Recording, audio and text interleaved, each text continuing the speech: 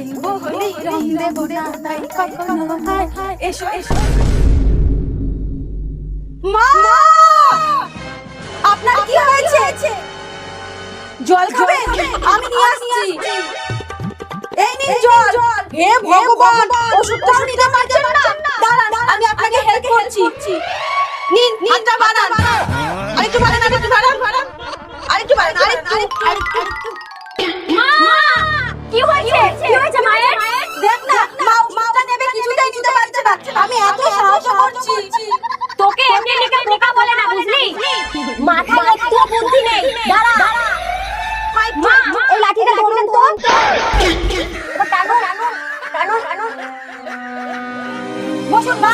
বসুন কিন্তু মা এমনটা হলো কি করে বৌমা কালকে একটু ভারী খাবার খেয়েছিলাম তাই পেট গরম হয়ে বমি হয়েছে তারপরেই মাথা ঘুরে পড়ে গেছি দিদি মাকে নিয়ে ঘরে বসাও আমি এক্ষুনি আসছি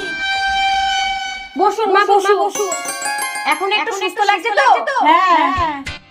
মা এইগুলো তাড়াতাড়ি খেয়ে নিন তো কি এইগুলো পকোড়া এমনি পেট খারাপ তার উপরে পকোড়া খাবে আরে এইগুলো সেই পকোড়া না পেট ঠান্ডা হওয়ার পকোড়া মা আপনি খান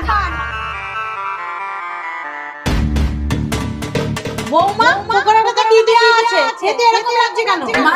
নবরত্ন তেল দিয়ে ভেজেছি দেখবেন পেট অনেকক্ষণ ঠান্ডা থাকবে